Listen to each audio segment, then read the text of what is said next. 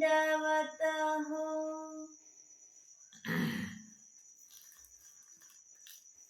राखिया लक्ष्मणधर भट्टांना स्वामींचं गंडोष उदक घेताना स्वामींनीच निराकरण केलं. म्हणजे घेऊ नका,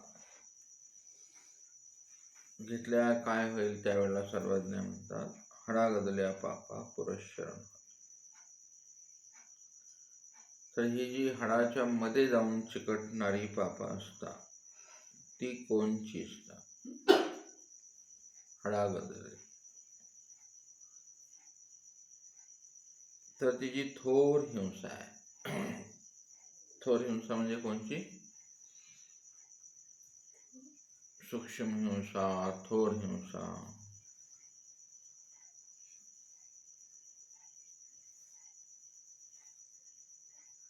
पुढे सांगतील ते तुम्हाला कळायला पाहिजे ना. थोर हिंसा, साणी हिंसा, ही हिंसा घडत असते.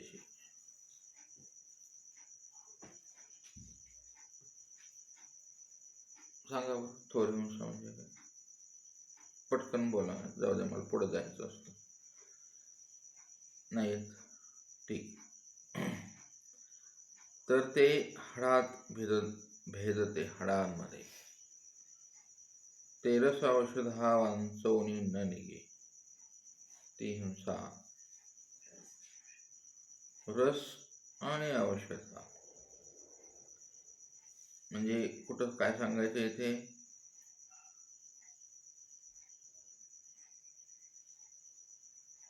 आठवतंय? रस आणि औषध नाही आठवत? बर, पुन्हा पुढच्या सृष्टीत पहा. तैसे महादोष म्हणजे देवतेची हिंसा, विद्यावंताची हिंसा महादोषाने. महादोष म्हणजे कोणते कोणते असतात हे पुढे सांगतात. देवतेची हिंसा होत राहते, विद्यावंताची हिंसा होत राहते, आणि विचिकिच्छा धरल्या थोर दोष. ही जी विचिकित्सा आहे, आता आपल्या जीवनात इतकी विचिकित्सा असते. म्हणजे कल्पना करायची, आणि कुठं करायच्या? त्या थोर ठिकाणी कल्पना करायच्या, म्हणजे ईश्वरात साधनवंताचा ठाई. ते कळत नसतं ते, हे असं ते तसं, ते तसला हा असला तो असला.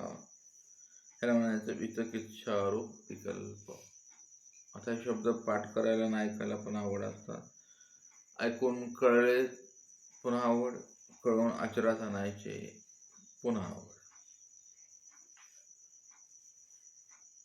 स्वामींनी जे जीवनामध्ये विकल्प शून्य सांगितले ते इथं सांगितले. विचिकित्सा रूप विकल्प धरला, पण तो थोर पात्राच्या ठाई धरला, म्हणजे परमार्गी धरला. सतत निगेटिव्ह सोच करत राहायचं त्या व्यक्तीबद्दल, त्या समूहाबद्दल, त्या पात्राबद्दल पुढल्याच्या. आता ह्या दोषाचं काही चिंतन जास्त झालेलं नसतं पाचस्थळामध्ये.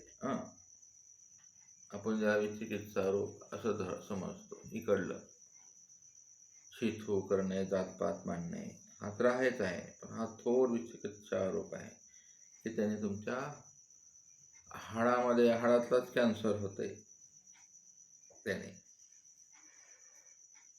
म्हणून ते सांगतात हडागदल्या पापा. काल विचारलं होतं तुम्हाला. आता हे सगळं तुम्हाला अगदी अर्ध्या तासात सांगता येण्यासारखं नाही. हडागदले पाप असे संसारात होतात, परमार्गी पण होतात. ते दोन्हीच सांगतील पुढे तुम्हाला की हे असे जे दोष असतात ते नाही, प्रेतत्वी विशेष दोषाज्ञा. ह्याचं प्रेतत्वच भयानक असतं. आता प्रेतत्व सर्वांनाच आहे, ज्यांना विचिकित्सा रूपी कल्प झाला त्यांना असतं. तिथे विशेष करून दुःख असतं. त्यानंतर मरून गेला पुढं 10 दिवसानंतर 13वा झाला त्याचा. 13वा नाही 10वा होतात. आजकाल तर 3 डे पार्टी राहते. वेळ पण नाही लोकांना. पाहुणे आलेले असतात, सगळ्या पोरी कार्ट्या फिरट्या, ते उरकून घ्यायचं असतं. पुरून आले जाळून आले की तिसऱ्या दिवशीच उरकून टाकतात. सगळं उरकतात तिसऱ्या दिवशी. सुतक पण फिरवून टाकतात. बाया कपाळाला कुंकू लावून मोकळ्या.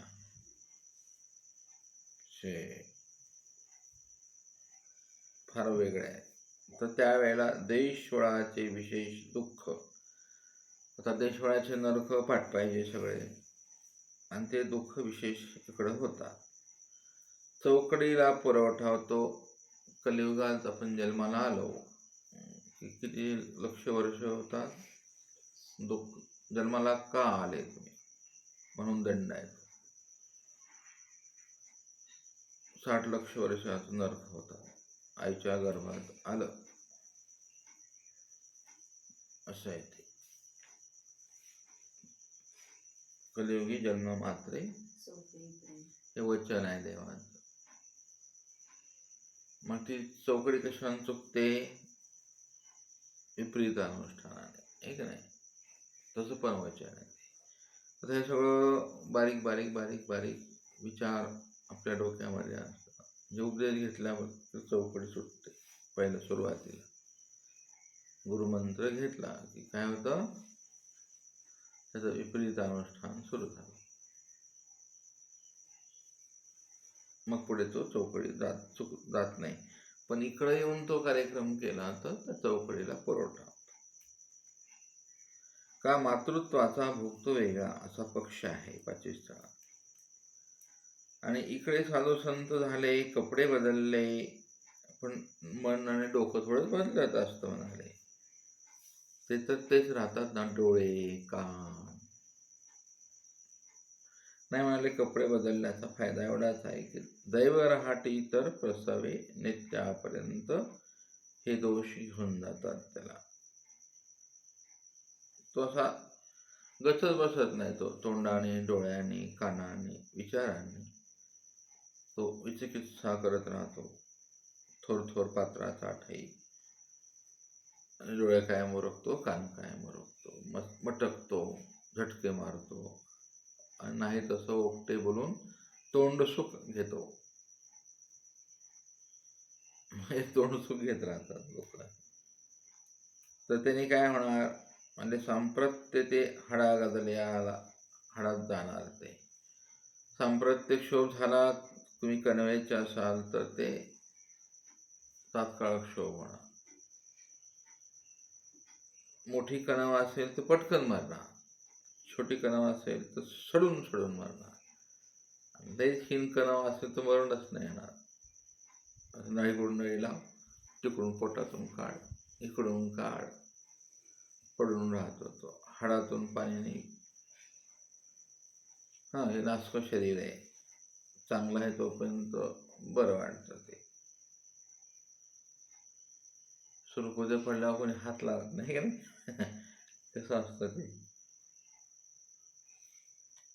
मग ते तसंच असतं. मरणच येत नाही. मरण मागतो देवाला दररोज. भोग सुरू झाला ना आता, मग ते पण येत नाही. म्हणून सर्वज्ञ म्हणितले नाही तया परते. तेव्हा सर्वज्ञ त्या राख्या लक्ष्मण दत्तल म्हणतात, बहु तया परते पाप नाही. असा त्या लेळेचा गर्भित अर्थ आहे. काल झालेल्या तो आता इथे संपतो. काल एक लीळा पाहिले की शंकर लेण्याला हत्तीवरून बोणे येतात. असा एवढा मोठा दरवाजा आहे की तो मध्ये हत्ती जातो. तर असं देवतेला जो राजा पाठवायचा, आता पण यायचे बोने ते. तर त्याने काय होतं म्हणाले ना, त्याने जर देवतेला भजन घडलं चुकून, म्हणजे ती देवता रिकामी असते घ्यायला, तर काय होतं, म्हणजे काय होतं असतं, राज्यपद भेटत असतं. हे मोदी वगैरे आहेत ना, ते सगळे मुख्यमंत्री पद, मोठे मोठे पद भेटत जातात. आता भारतामध्ये आता एक नवीन पद्धत निघाली इलेक्शनमध्ये. आता एका राज्याचा मुख्यमंत्री हिरो झालाय. रोडवर फिरायचा माणूस तो, जनतेने निवडून दिला तामिळनाडू. तर इतकी छान निर्णय घेतले, एवढं काम छान करत होतो माणूस. काल त्याने हिंदू मंदिरांच्या बद्दल निर्णय घेतला. एक सामान्य माणूस उच्च पदावर जर पोहोचला तर त्याला ते खालची जाणीव आहे गरिबीची. सगळ्या गरिबाचा निर्णय. महिलांना इष्टित प्रवास फुकट सुरू केला त्याने. असे खूप छान निर्णय घेतले. कायदे पूर्ण बदलून राहिला तो माणूस. ट्रॅफिक पोलीस काढून टाकले. टॅक्स कोणी द्यायचा, लुटायचं नाही. अशा अनेक असतात. तिकडे पेट्रोल आता 80 रुपये लिटर झाले. गव्हर्नमेंटचे टॅक्स लावतात आपल्यावर. असं सगळं भयानक काम चालू आहे जगामध्ये सध्या. आपल्या महाराष्ट्रामध्ये काल फार मोठा घोटाळा झाला. पैसे तर नाही म्हणतो, म्हणजे आपण जे स्टॅम्प खरेदी करतो, 20,000 करोड रुपयाचे स्टॅम्प गव्हर्नमेंटला भेटलेच नाही. इकडेच छापले आणि इकडेच विकले त्यांनी. असं इतकं भ्रष्टाचार चालू आहे. हे कशाचं कार्य? आता हे असं केल्याने काय होतं, तो जो मुख्यमंत्री आहे त्याचा निर्वंश व्हायचा भानगडाचा. ते तसे विलासराव गेले, सोडत नाही म्हणजे देवता. जनक्षोभ होतो. असो, मग सर्वज्ञांनी काल पान फेकणं पाहायला गेले. आता सगळ्या लिळा डोळ्यासमोर आठवायच्या. म्हणजे आठवायला काहीच अडचण, आपण काहीतरी आठवतोच ना माइंडमध्ये. हे आठवावं. हे आठवल्याने आपल्या पापांचा नाश होतो, फ्रेश वाटतं. तर ते स्वामी कुठे गेले ते पान फेकणं. कसं अवलोकलं ते डोळ्यासमोर आणा. त्यावेळेला सर्वजण म्हणाले तर पान फेकणं चोरीला नेलं, असा एक विचार सांगितला. तर म्हणाले ही त्रिकाळ ज्ञानाची लीळा. ज्यानं नेलं तोही तसलाच होता. आगमिक असेल, कोणतं तांत्रिक असेल, तो सगळं गबाळाच उचलून नेलं. ते नाही ना तिथून. बाया, पोरी, लेकरं बाळा त्यांचे कपडे टाकले आणून. कसे लोक असतात जगात. म्हणून देवतेची सेवा घडली, बहुता विक्षेप झाला, तेने एमपुरीचे दुःख क्षोभे भूतत्व. तिने मारून टाकले असेल तर कोणी लिहिलेले असतील ना लटंबळ. आणि जर भौत विक्षेप झाला असेल, मनात अंतःकरणात विक्षेप हा नेहमी होत राहतो, सर्वांच्याच होतो. तर त्याने यमपुरीचे दुःख होता. आणि त्या विक्षेपमध्ये जर मेला तर तो तिकडे भूतत्वाला जातो. आणि क्षोभाने मेला तर ज्याला विक्षेप दिला त्याचं मन तळतळ दुखलं ना विनाकारण. काय करायचं होतं तुम्हाला? आहे ते स्वीकार का केलं नाही? त्याला आकार द्यायचं काम करायचं असतं कुंभाराने. कुंभाराने मातीत चिवडत बसायचं. मातीत असली, पाणी असलं, गाढवच असलं, कुंभाराने नाही विचार करत. कुंभाराने आकार देत बसायचा.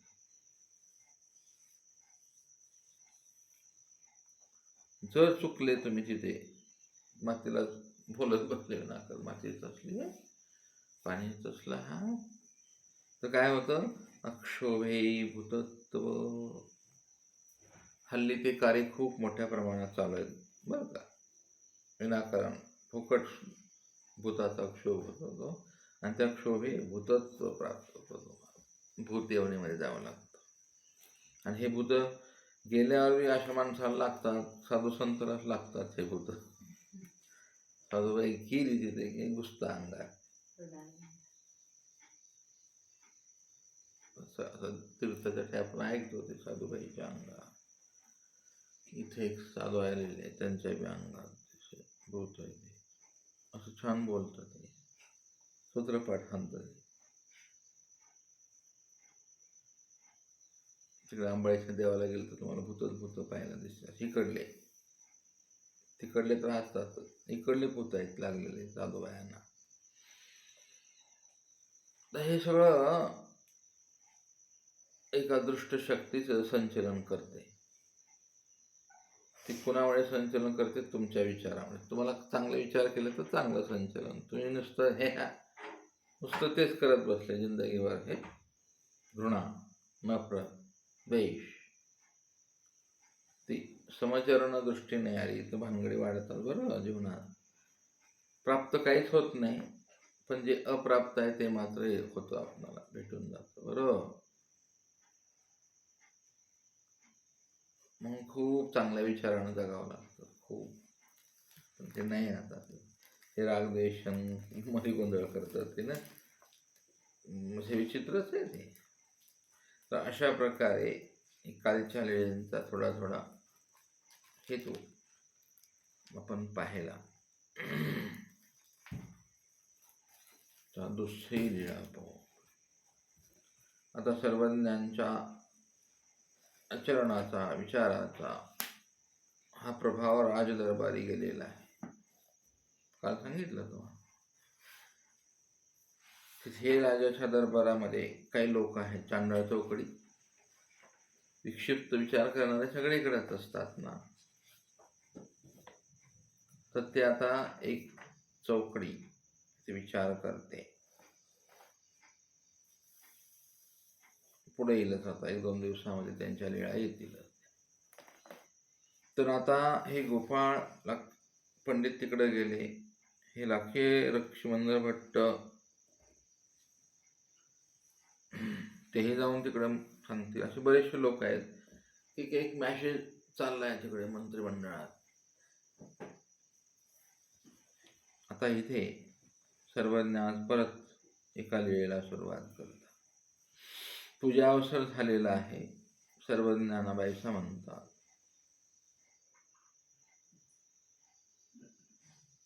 सर्वज्ञ बाईसांना म्हणतात, बाई आज आता पूजा द्रव्ये उपहार सांगाते या. ही अद्भुतच लीळा आहे. काय काय घेतलंय स्वामींनी सोबत बाईसांना? ह्या बाईसांचे मोठे महान उपकारच आहेत. सगळं करायचं लय अवघड असतं. उपहार करायचं म्हणजे काहीच लागत नाही बायांना. सगळं लागतं. चुलीवर, गॅस ओट्यावर सगळं लागतं. बाईसांनी बिचाऱ्याने घेतलं सगळं. पूजा, मग बाईशी पूजा द्रव्ये उपहार सगळं डोक्यावर घ्यायचं. घेतलं. स्वामीने चला माणिकेश्वराला जायचंय. ह्या माणिकेश्वराचं काय आकर्षण आहे सर्वज्ञांना माहीत नाही, पण खूप मोठं आकर्षण आहे. तिथंच जायचे सर्वज्ञ उठलं की. तिथे गेले, चौकी आसन झालं. आधी ते स्थान आहे तिथे. गोसावी घडी एकी निरोपण केलं. पहा, महिम भट्ट तुम्हाला एक घडी निरोपण केलं, पण सांगत नाहीत महिम भट्ट काय सांगितलं. मग वरील एक खणा, ते 3 खणाचं म्हणजे 3 मजली लेण आहे ते. स्वामी वरच्या लेण्यात, वरच्या माळ्यावरती गेलेले. तिथं पण स्थान आहे आज.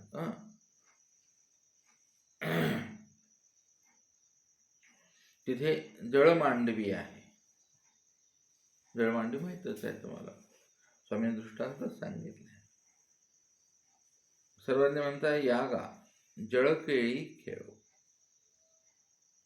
तिथे पाणी साठलेलं आहे. एक छोटंसं स्विमिंग पूल म्हणा की आपण, स्विमिंग डॅम आता असतात शहरामध्ये. 5व्या मजल्यावर असतात, कुठं 10व्या मजल्यावर. पुण्याला एका व्यक्तीने बांधलं बांधकाम 100 एकरमध्ये. तिथं 12व्या मजल्यावर स्विमिंग टँक आहे, 15व्या मजल्यावर गाडी पार्किंग करतात. असा अद्भुत विषय आहे बरं जगात. काही काही लोक टेक्निक, अमेरिकेचं टेक्निक आहे ते. आता मी गेल्यावर पाहिलं ते असं अद्भुत आहे ते. एका वेळेला 5,000 गाड्या पार्किंग होतात त्या पार्किंगला. ते पार्किंगच आहे ते तेवढी मोठी 5 मजल्याची. असं विश्व मोठं आहे ते.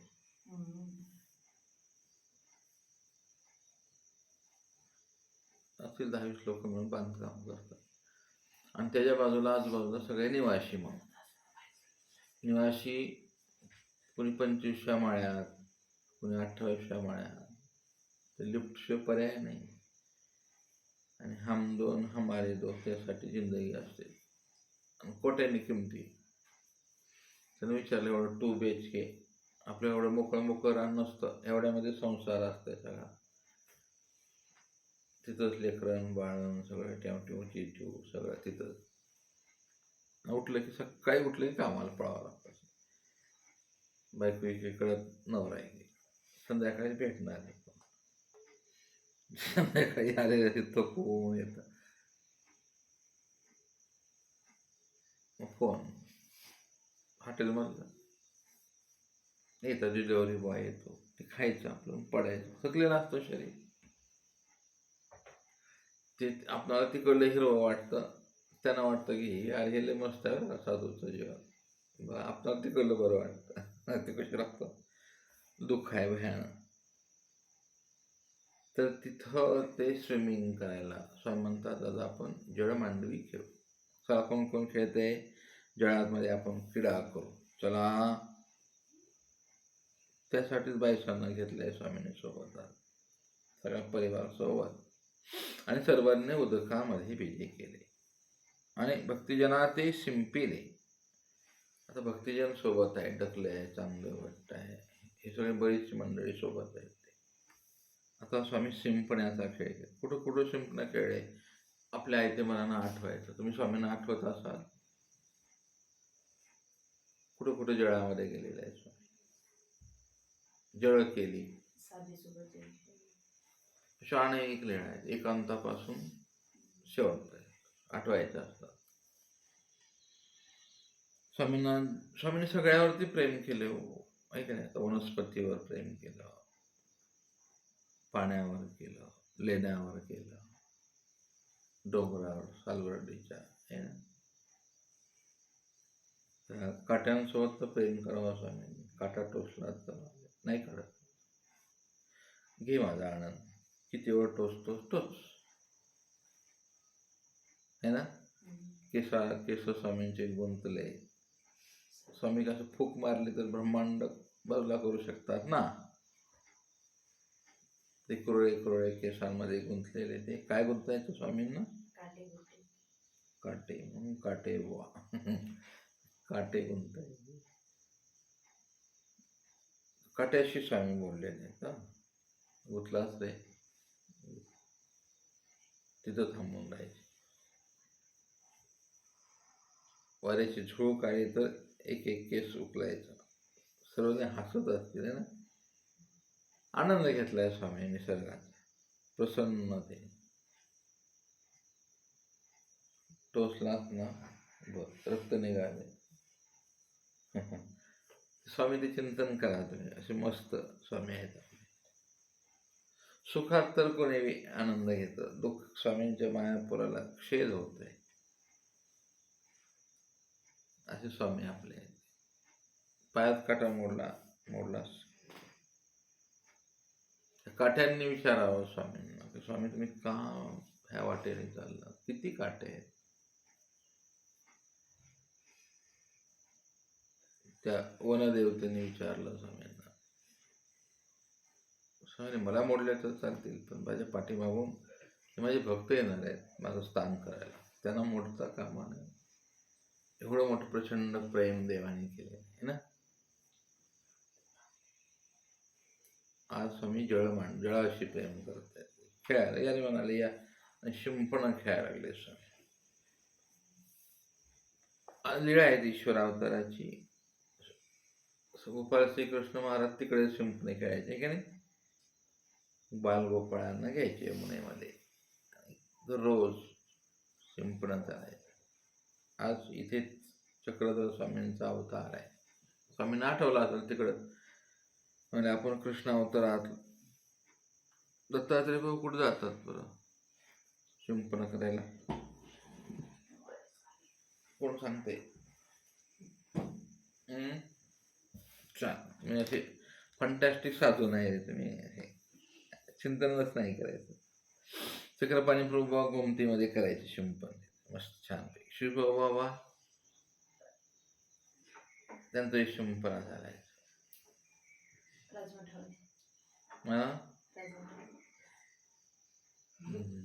विचार करून छान.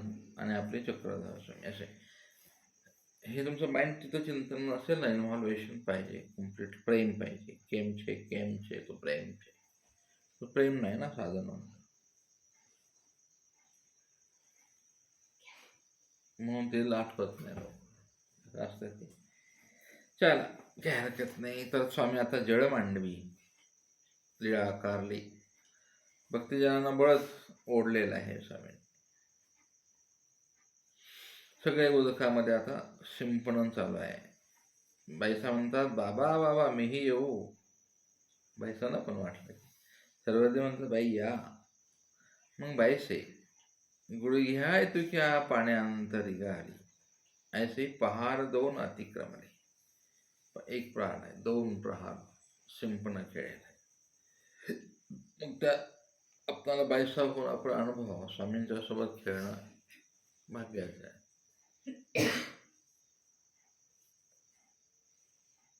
तिथले जे भक्तजन आहेत तिथे आपण स्वतः व्हावं, अनुभवावं स्वामींसोबत.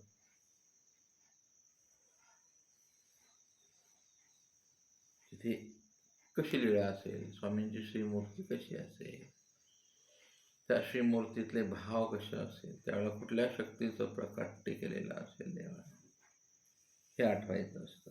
म्हणून याकरता माईंभट्टाने ही लीळा लिहिली. आता तुमच्या विद्वत्तेने, तुमच्या ज्ञानाने आठवायचं असतं आणि सतत सतत आठवायचं असतं. असं आज ऐकलेली लीळा सोडून दिली, तुम्ही पुन्हा तिकडे एन्जॉय करत राहिले, ती लीळा डोक्याच्या पुसून जाते. ती लीळा कोरल्या जात नाही त्याच्यावरती. काय म्हणतात ते, मूर्तिकार मूर्ती कोरतो ना, कोरल्या गेली पाहिजे ती. जेव्हा मूर्तिकार मूर्ती बनवतो तेव्हा त्याच्या डोळ्यात अगोदर ती मूर्ती असते, मग तो कोणचले असे साकारतो. तुम्ही स्वामींची मूर्ती कारा, स्वामींची मूर्ती दररोज तुमच्या अशा डोळ्यात बिंबली पाहिजे. हीच साधना. साधना विधना काही अशी हीच असते. तपस्या, घोरी तपस्या असा काही प्रकार नाही आपल्या संप्रदायामध्ये. हसत खेळत स्वामींना आकारायचे तुमच्या मनाने. सुरू झाला तुमचा कार्यक्रम. म्हणून ह्या ज्या चॅनलच्या माध्यमाने जे प्रश्न आणि येतात ना, ते खूप अद्भुत असतात. विचारतात लोक, म्हणजे ग्रस्त मंडळी विचारतात, बाबा हे आम्हाला खूप सोपं चाललंय आता स्मरण करायला. आम्ही असं समजत होतो की असं असं खूप कठीण असतं. तुमच्याकडे भावना मूर्ती आहे ना, तुम्ही भावना केलेली मूर्ती आहे. तुमच्या मूर्तीलाही बंधन नाही ठेवलं देवाने, अशीच मूर्ती समोर यावी नाही की नाही. असं काहीच ठेवलेलं नाही देवाने, असं निदानात तर बिलकुलच नाही. जशी मूर्ती येईल फक्त तिथे रमा. आता बायसांना पण इंटरेस्ट वाटलाय, तेव्हा मी पण येते बाबा. मग गुडघ्या इतक्या पाण्यात बायसांनी प्रवेश केला. सगळ्या भक्तिजनासोबत स्वामींच्या सोबत ते शिंपण्याचा खेळ सुरू झाला. 2 प्रहर गेले. स्वामींचा अभिन्न वेश त्या पाण्यासोबतच आहे. खेळायचे स्वामींना. जेवणाची चिंता नाही, आपण थकलो असं काहीच नाही. बायसांच्या लक्षात आलं, बापरे म्हणाले, सूर्य कुठं चाललाय. मग बायसा म्हणतो, बाबा बाबा पुरे केलो. बायांकडे तेवढंच करतो आहे. अध्यात्म इकडं आल्या तरी तेच आहे, तिकडे गेलं तरी तेच आहे. बाईंचा जॉब आहे ना तो. जेव्हा तुमच्या हातात तेवढं असतं तिथं बी नाटकं असतात ना. फुगायचं, मटकायचं, गोड बोलायचं, नाही लय कार्यक्रम. आता इथे हे पण नाही ना, फोन केले की यायला. येऊन काय येते त्याच्यामध्ये? पिझ्झा, पावभाजी आणि हे इडली, 3 गोष्टी भेटतात फोनवर. चपाती बी आता येते, पण ती अशीच असते मिक्स मैद्याची.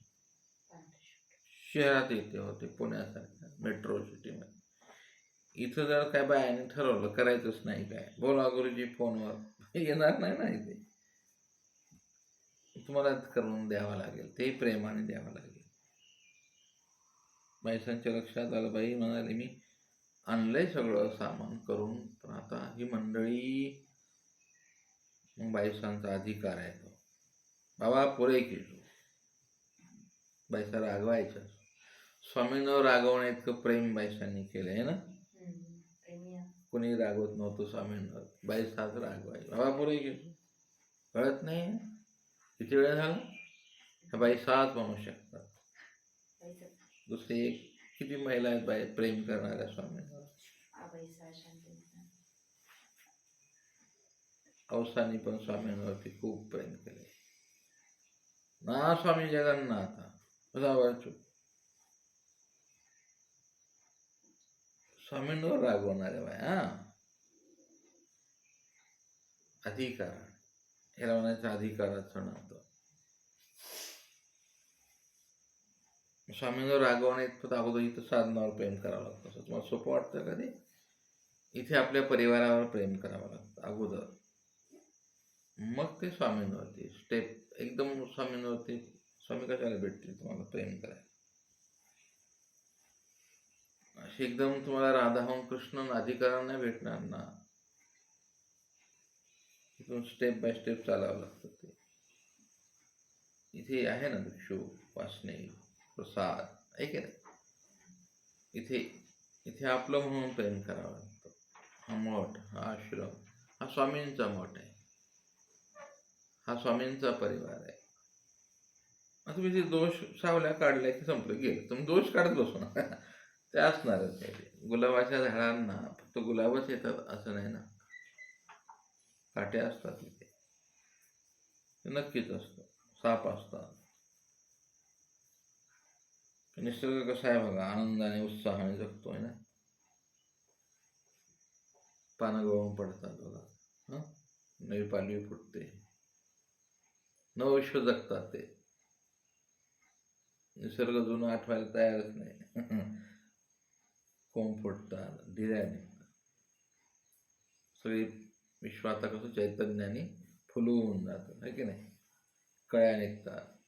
त्या झाडानं कधी विचार केला का मी फुल पाडणारच नाही, गळून जाणार आहे, सोडून देतात ते. प्रत्यक्षाने त्याग असतो. आपल्याला ते नाही, आपण धरूनच बसतो. त्याग तर नाही ना. स्वामींचं एक फार मोठं सूत्र आहे, प्रत्यक्षाने म्हणजे काय. हेही सूत्र कळायला विश्व जातं, आयुष्य जातं, तरी हे सूत्र कळत नाही. तुमचं जीवनच त्यागासाठी आहे. तुम्ही त्याग केला ते कळला, ते सोडणं सोपं आहे संसार. पण स्वतःच्या दोषाचा त्याग कसं करणार तुम्ही? प्रत्येक क्षणाला तुमचा इगो उभा राहतो, तुमचे डोळे एक मोठे पिडक आहेत खरे,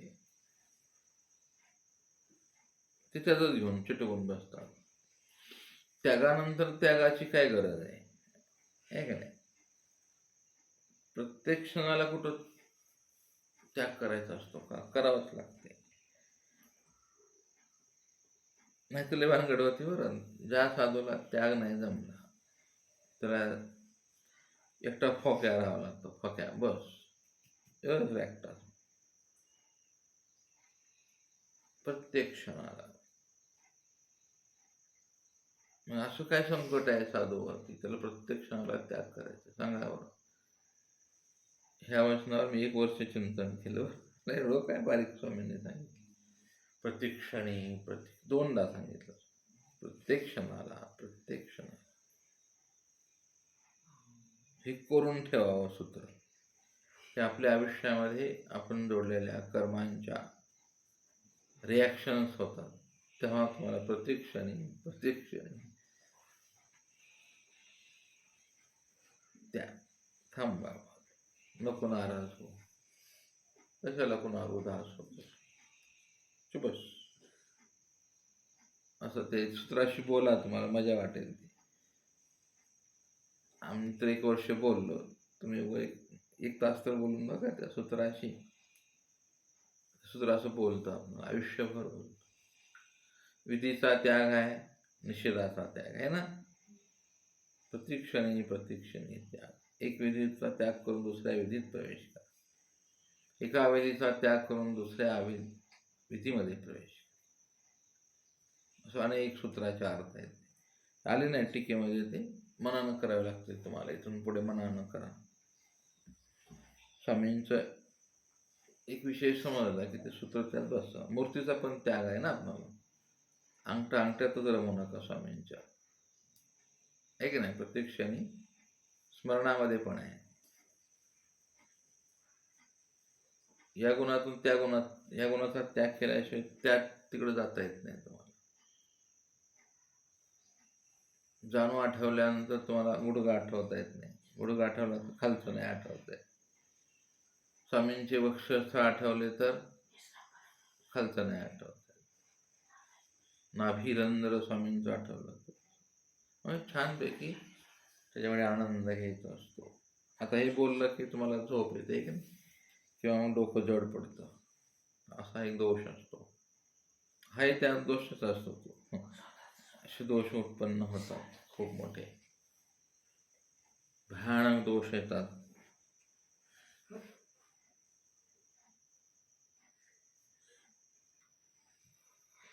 हे असं न कळणार बोललं की असं डोकं जड पडतं. तुमचंच नाही, भल्या भल्यांचे डोके जड झाले तरी पोथी ऐकून. चाललंय काय नेमकं, हे चाललंय स्वामींसाठी. प्रतीक्षणी बायसा रागावल्या, स्वामी म्हणाले चला बरं बंद करा आता, हे उठा, निघायचंय तुम्हाला. आरोग्य उशीर झाला बाबा, पुरे की जो बाबा. स्वामी खासच आहे. स्वामींनी ऐकून ना ऐकत्या भाषा खेळतच राहिले. बाईशी वेळा दोन्ही म्हणितले, मग 3रे वेळा भक्तजनाशी कोपवू लागल्या. पुरे हो पुरे करा, पुरे करा. काय झालं, काय वेळांचा बाजार आहे. भादरून बसले का, मग बाहेर बसून जा ना तुम्ही, बाहेर बसत हे जाऊ नका पक्षीला.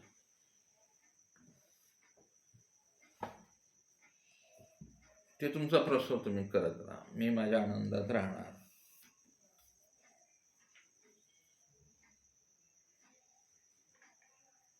तुमची क्वालिटी आणि तुम्हाला समजून कंटाळा आलाय मला, त्याच्यामुळे तुमच्या भानगडीत पडणार नाही.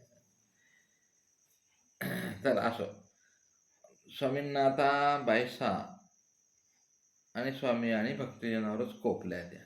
परा चला पुरे करा, आरोग्य नाही उशीर झाला. बायसाने तसं सांगितलं असेल, एक भक्तीजन ओढला असेल, बाई चल मला, चले चल चांग्या, चल दखल्या, चल भैरव, कळत नाही का तुला, येडा कुठला. आणि मग हे सगळा प्रकार स्वामींनी बघितला. मग स्वामी म्हणतात पुरे करा गा. बायसा कोपत असती, आता बायसाच्या देवा व्हावे लागले. हे गिफ्ट दिलं या वेळेतून मायभट्ट. बायसाचा देव भटोबासांचे औसाचे स्वामी जगन्नाथ आहे ना. भटोबासांचे बायसांचे बाबा, भटोबासाच्या देवा. प्रायचित्त करताना म्हणतात आपल्या परंपरेमध्ये,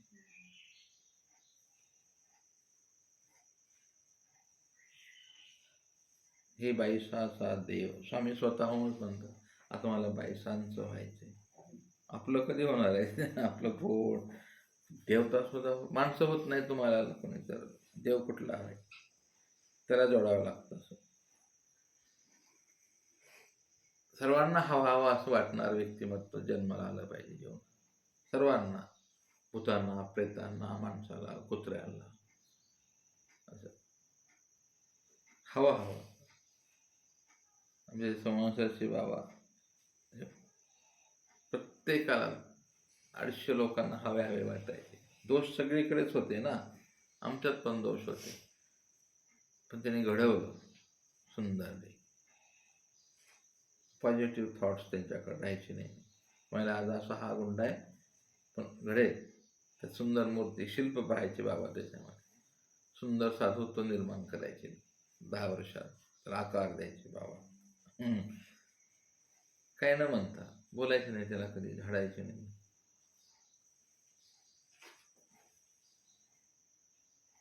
रागवल्यावर मात्र हातात काठी घेऊ नये.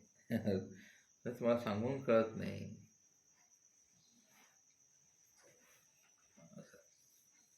ही अशी मोठी मोठी माणसं देवाला आवडत असतात. तर अशा प्रकारचं हे 22 आता देव झाले स्वामी. मग पटीशाळेवर आसन बसलं तिथं पण स्थान आहे का, तिथे चरणशाळन झालं. ह्या लीळा आठवून एकदा स्थान बघून या. स्मरण करा तिथं गेल्यावर, आठवा. हे जीवन आहे आपलं. तिथे चरणशाळन पूजावसा झाला, आरोवणा झाली, गोळा विडा झाला, आणि मग त्याची पटीशाळेवरही पहोड झाला. तिथं आपण उठी लावलेली आता सध्या. मग तिथे उपवड झाला, आणि मग गोसावी चतुर्विधाचा माडापिचे केले. अशा प्रकारे त्या माणिकेश्वराच्या लेण्याशी, तिथल्या कणाकणाशी, अनुरेणूशी स्वामींची प्रसन्नता आहे. सर्वजण नेहमी तिकडेच जायचे.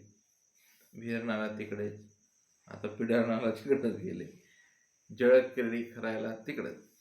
अशा विविध लीळा स्वामी आपल्यासाठी चिंतनासाठी सुरू आहेत स्वामींच्या लीळा.